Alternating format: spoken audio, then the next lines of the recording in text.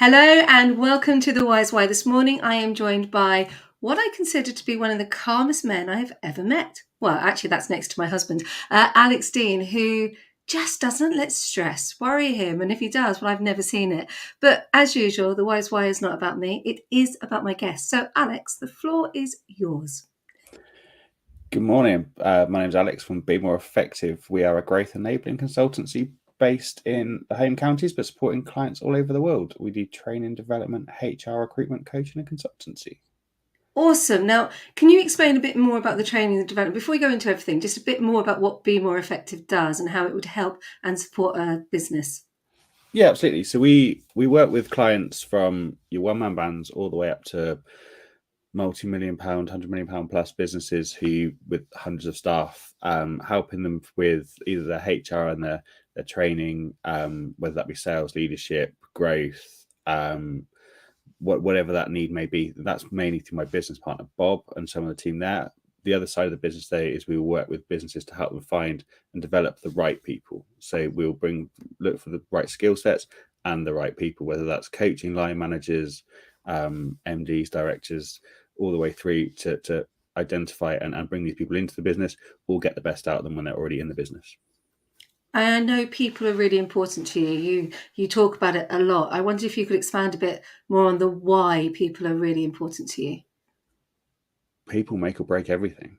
It doesn't work without people. So whatever your process, product, service is, it's people orientated. Everybody in the entire world that has a role is in a sales role of some description. They're either selling their boss to get appointments for them, they're either selling a product or a service, or themselves, whatever it is. There's a sales aspect to it because they're trying to get their service to happen for the exchange of money. But they're also people, a coach and developing others. Everything revolves around the people. And putting people into the right place and being in the right place for them is as equally important that they're doing the right thing for themselves as it is for the business they either own, work in, work with. And there's got to be synergy there as well. And if you put the two together, as I say, you always come back to the people. There's big success stories all about people. I genuinely love that. And of course, you started like I did on the shop. Well, not necessarily on the shop floor, but in retail. No, I started on the shop floor and in retail, worked my way up. Did that for a number of years. Worked with some big fashion houses in retail, and then moved out into supporting them on the other side of the desk with the recruitment side of it, with temporary and permanent staff in. Don't miss the Christmases, have to say. Nice to have my Christmas back and not have my phone ringing on Boxing Day. But yeah, I did the retail side of things for a number of years. I know yesterday we were talking about agency stuff because I've worked in a role where I managed a nationwide demonstration team, and some of the calls, I just want to explore a bit on some of the calls you get at 3 o'clock in the morning when 100% the person is not coming to work tomorrow because they're been out the night before. And I wondered how many times, because I know it certainly happened to me, and my husband went, please put your phone on silent. And it's always like, I always felt like saying, can you not just wait till 7 o'clock? Because then I would assume that you really are sick rather than phoning me at 3 o'clock in the morning. Yeah, I think the one that sticks in the mind is getting a phone call about somebody having a puncture on their car at probably 3:30, 4 a.m. Clearly not in a fit state to be driving at that point either. And ringing me to tell me that they won't be at work because they've got a puncture. Well, why are you at your car in the first place? It was always a little bit suspect, Kirsty, and it. Well, we were talking. Sometimes. Yeah, we were talking yesterday about how I had to race to a store because my demonstrator had gone in and ended up with an altercation at the store manager. He was doing one day's work, and you're like, why? Yeah. Why don't you just walk out? I'd rather you walked out than actually got into a fisticuffs over something which was, I think it was about having a break, which just, you're like, why? Well, yeah, sometimes they do more damage. I mean, people are fantastic. I love working with people, as I've touched on already, but the other side of that, they can also be challenging to work with, as we know, because you're reliant and your trust is entirely in that individual. And it's as they are with staff at any business, you're trusting them, but it's unfortunately they'll sometimes let you down through silly mistakes that when they look back on why did I do that themselves, let alone the headaches they give us. but that's what's beautiful about being human, isn't it? We learn from our mistakes. And I look back now. I'm a bit older than you are, but I look back over my life and I think, now my daughter's school calls them magical mistakes, which I really love. I love the idea that when you make a mistake, it's actually magical because you're going to learn from it. I don't know how you feel about that. Yeah, I completely agree. It's the only way you learn is by making mistakes. I actually did a self-development session with a coach a couple of days ago now, and one of the first things he said to me is you've got to be okay with making mistakes. If you're not okay with that, you're never going to develop. You're never going to get any further because the fear of making that mistake will hold you back. And it's something that we should encourage everyone to do. If you're making the same mistake repeatedly over and over again, there's a bigger challenge there and something that needs to be addressed. But you'll never learn unless you make mistakes, because you're not going to get it right every time. So I remember when I worked at D-Link and I used to work with a guy called Simon Fitch, and he used to talk about the definition of madness and Confucius. I'm not going to try and even paraphrase the quote today, but sometimes I do think about Simon quite a lot when we think about the mistakes and learning from them. And it's just interesting to hear that, you work with humans, you work with people, and mistakes are normal. And yet, for some reason, we spend our lives trying to be perfect and not making mistakes, and the pressure we put on ourselves, just incredible. Yeah, if you get the right people and you're working with the right people and you surround yourself with them, the mistakes they make are totally fine. They're okay. Where you get mistakes that really affect businesses, individuals, etc., is where you're trying to fit a square peg in a round hole. When you get mistakes there, they tend to be more significant and they tend to have more of a profound effect on whether it be the business or the individuals around them, because they're trying to do something they're not. And a big part of what I do for a living and what I enjoy doing is making sure those right people are in the right places, because the individual will enjoy it as much as the business will get the best value, the people they're working with, or even just putting networking connections together.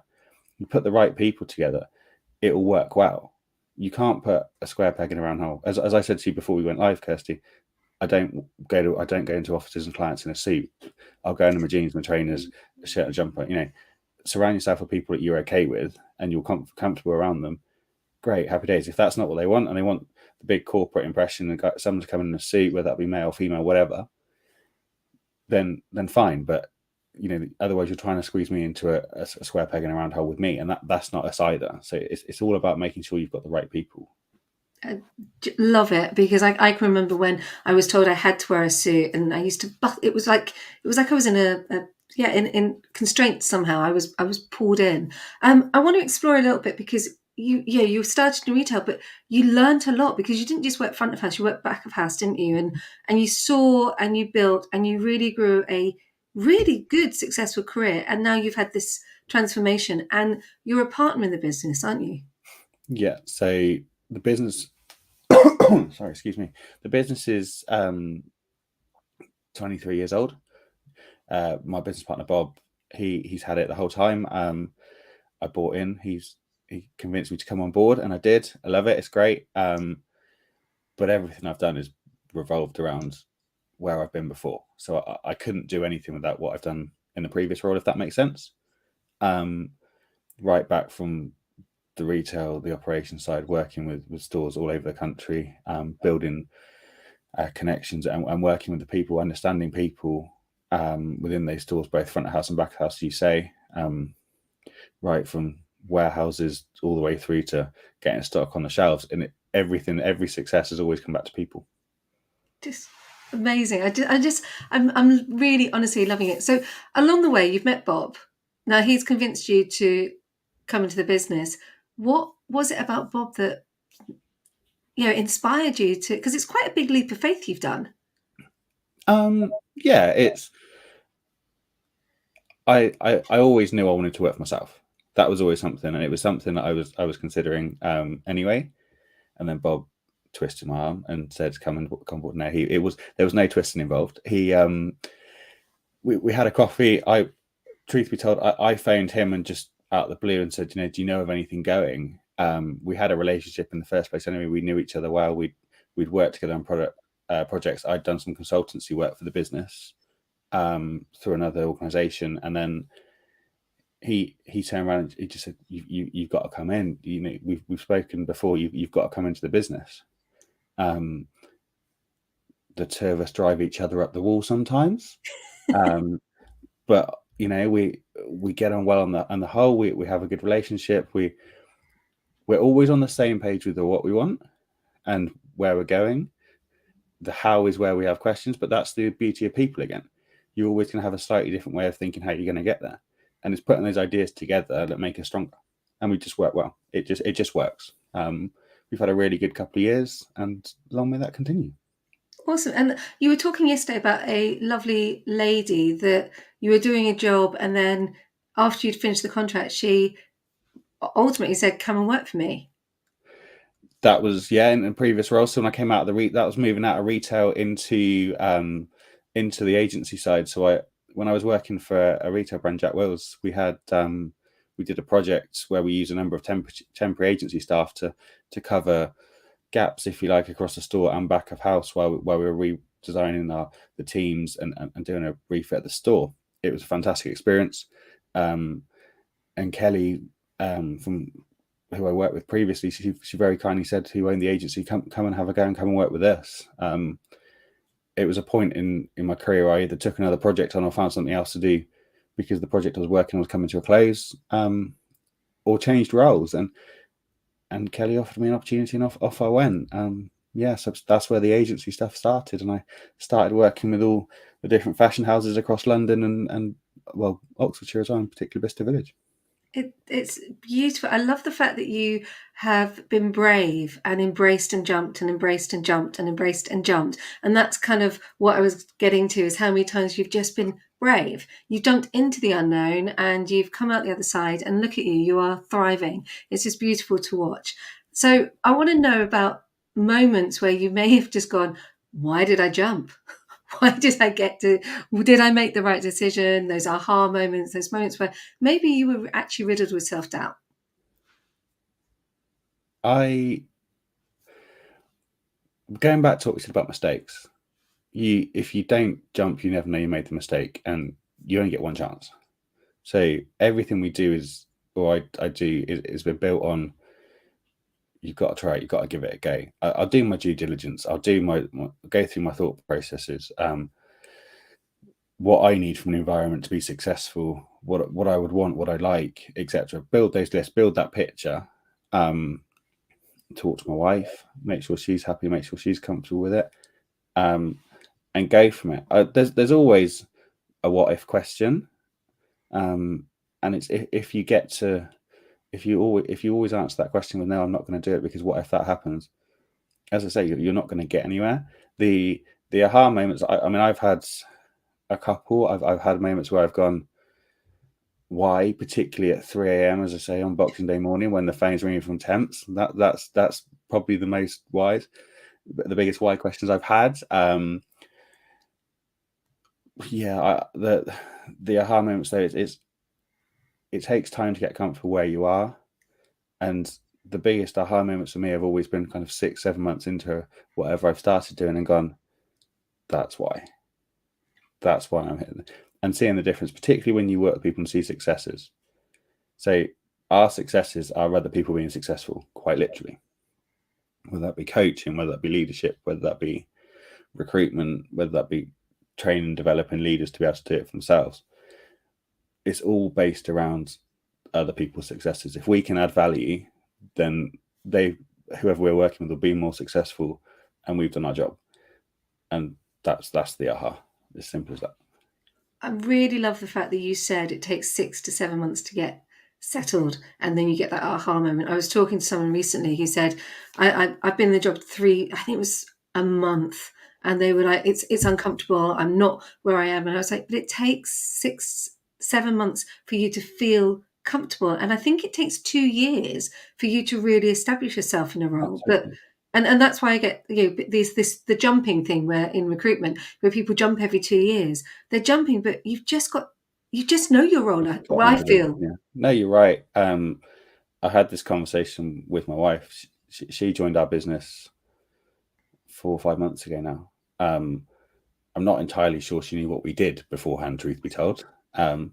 but she bit the bullet and jumped and came and joined us. And we had conversations, but the whole thing was around, you're never going to know what we do. You're never going to know how we do things or what you're expected to do in the first few weeks. It's going to be the first few weeks are going to be the worst thing in any role you do, because you're understanding if you knew what you were doing the second you walked in the door, then everything would be easy and it'd be boring.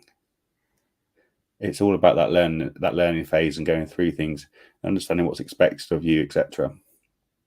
She's been here. She's starting to get comfortable. First time we've ever worked together as well, and we haven't killed each other yet. So yeah, it's going well.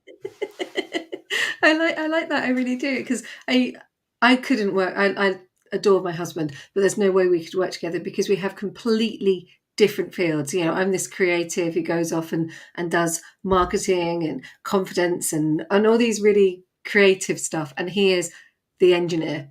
He is practical. I'm off looking at stars and stripes, really pretty things, and he's off doing a wind farm. Can we put a wind farm there? Can we drill into the seabed? So we're not going to work together. I love that you two do. There's complementary skills in everything. It's just finding the ones you want to work together. It's Lucy and I. She does all of my support work. For example, she plans my diary. Kirsty, I think you've spoken to her a couple of times. Yeah. I wouldn't know what I'm doing. I literally spend my life either talking to people or in the car.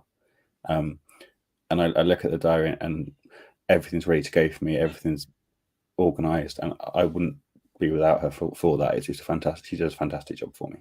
Oh, that's brilliant. I was thinking about this actually, because I was talking to someone yesterday who said to me that they didn't have transferable skills. I won't say who it was, and I won't say what sector they were in, but I went through and very quickly explained, actually, you've got a lot of transferable skills. You know how to work to a deadline. And this also is pertinent to a lot of mums who are returning to the workplace. And I'm sure you see the same thing. They say, I've got no skills. And yet you're used to planning, you're used to time management, you're used to juggling, and you're a really good negotiator. I'm going to use my wife again as an example, but she was a hairdresser, went to be a legal secretary, and now works for us. The transferable skills, the communication skills, the talking to people, all the skills that she's brought through. But we sat down and I'm just a hairdresser. I can't do it, and we proved her wrong. She does a fantastic job. And that's the same as where you and I both started in retail. I started in a stockroom stocking trains and planes in a model railway shop. Then I went to a dance shop. Then I ended up in a big department store called Orders. But all of those skills, those transferable skills, the organisation of the stock, I use now for organising a marketing schedule.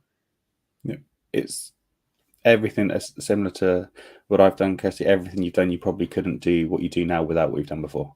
It's the skills and experience you pick up along the way which make you upskill you to be able to do what you do now. So that's a big part of it. Sorry to interrupt you there.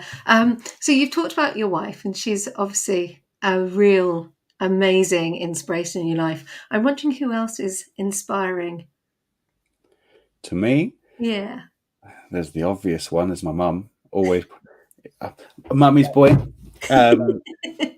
Always will be. It's she's done a lot of work. She helps actually an awful lot for us growing up. She's mum and dad, so yeah, she did a fantastic job for us. But there's lots of people. I have a huge amount of thanks and for my first line manager, a guy called Andy, who taught me an awful lot, gave me the time and patience when I was an irritating teenager to actually show me things and set me on my way, and put up with me, turn up late, all the rubbish stuff that we think we can get away with at that age. Yeah, there's been a number of people that have influenced me, but yeah, Andy, there's some of the people I still work with now. I mean, Bob, some of the skills and some of the things that he shows and teaches me, he's had incredibly successful businesses before. He does very well. You're always learning, so the people around you are always going to be influences on you. So when you're not working and you're not Your wife's not organising your diary. What do you get up to? I'm just being really nosy now. That's fine. Sport is a big thing for me. I used to play rugby to quite a good level. Used to really enjoy that. Got a nasty injury, but sport is still a big thing for me. I now play a lot of golf. But if it's on the TV or I get an option to go, and it drives people up the wall because there's no off season for me because I follow all sports, which is great. Socializing. I like to be out and about with friends, family, and walking the 2-year-old ball of fluff that's currently sat on my foot in our golden retriever. So yeah, that's the downtime. But So you've talked about Bob, you've talked about your wife, you've talked about, I think it was Kelly, or was it Kerry you were mentioning earlier? I'm wondering who else has helped you, rather than inspired, who's actually helped and shaped you to be who you are today? going back to what I was saying about surrounding yourself with the right people. If you surround yourself with those people, they'll help and shape you and get you to where you want to be. I'm not a marketeer, so Caroline is a coach that I use, and she does a fantastic job. And she helps me. She's also my sounding board and puts up with my rants as well, and gets me through things. Admittedly, normally with a bit of wine as well, which helps. I've always been very fortunate to have the right people around me. Whether that be my family, Lucy's family, whether that be friends. I've always been fortunate to have the help and support of a very close network, which has helped me grow. And I've done a lot of networking as well, and made some fantastic relationships, which means there's always, do you know somebody? No, but I know somebody that will know somebody. So you can always get to that information you need. You can't do anything on your own. You always need a support network. And I'm very grateful and very lucky to have a very strong network around me. And that's how we met. We met through me walking into my first buzz, actually, and I walked in thinking, "Oh, this is a bit." It's a bit, I'm a confident little. I always say, "What is it? I'm quiet, shy, and retiring," and everyone just giggles because it's just so not true. But networking was scary. I walked in and I'm confronted by a whole group of, and I'm quite short, so a whole group of tall people. I think you're quite tall, and it was like, "Oh, okay." Yeah, and it's like I think at 5'4", I was like, oh, I feel really, really overwhelmed here. Yet the networking is totally what helped and got me to where I am. And of course, Caroline O'Connor has been on the show. Caroline has supported me, and I've talked about this, that I had a terrible weekend last year where my husband suddenly had to go into hospital, and Caroline was supposed to come on the show, and yet she was there, she was supportive, and she carried me throughout the whole weekend. And I'm with Sarah Southey, who you also know. And that support network has become incredible, and it was all from one networking meeting. Now, I know that you're part of a networking group, so I wondered if you could explore a little bit more about why you're part of that. Building those relationships. It's a networking is, and those groups are nothing without the people. Those groups are all about just facilitating. They're just enabling you to talk to people. That you can do networking anywhere. I join a number of networking groups and we use a number for the business because it helps you build those relationships. It facilitates and enables you, and because you've got like-minded people buying into that process as well, and that desire to build those relationships. We work with a number of different organizations who use a number of different networking groups as well across the country and across the world, in fact. And some of them, we've been invited to, and we've looked at, and wherever you go, whatever you do, it's all about building relationships. And as I say, networking groups are just a facility that enables you to do that. And I've made fantastic friends out of it as well. And whether you look at it from a personal or professional perspective, the contacts you'll make and the relationships you'll build will overlap into both and will help you with both. Down to, if you need a plumber, you're going to get, on a Sunday morning, for example, if your boiler's not working, I know a fantastic gas engineer who I met through networking who looks after my boiler and makes sure I stay warm or winter. That's a personal thing for me. I want to stay warm in the winter. But I met him through networking from a professional perspective. And it's so important. I was at an event this week and I was standing in the room and it was like, but you two should be working together. And it's not always, and I think this is the big thing about networking. You're not going there to necessarily get work for yourself. I don't think I've ever gone into a networking event thinking I'm going to go and get a client. Mhm. What I look at is, and it's that relationship back to people, back to how we started the whole of this conversation. It's about bringing people together who can support and help each other and Exactly. develop and grow. And that takes us back to, and this is where I think there's a symbiosis in the way that we probably work. That takes us back to working on a shop floor in retail where all the departments had to work together. That if you hadn't got on the shop floor, you go to the stockroom, you bring it out, and you'd have to then get it to the customer, or you'd go back to procurement, and you just don't do it on your own, do you? Exactly. It's all about building that relationship and that team and the people. The one thing about networking is you'll have that opportunity in the room. You talk to people in the room. The real skill within networking, the people that you really want to engage with, the people that are willing to do the stuff outside of the room, people that are willing to come and have a coffee with you, people that are willing to meet with you outside of the room and aren't just there for that 90-minute session and that's the end of it, because they're the people you want to build the relationships with that are willing to put some effort in as well. Otherwise, it's going to be, truth be told, one-sided the whole time.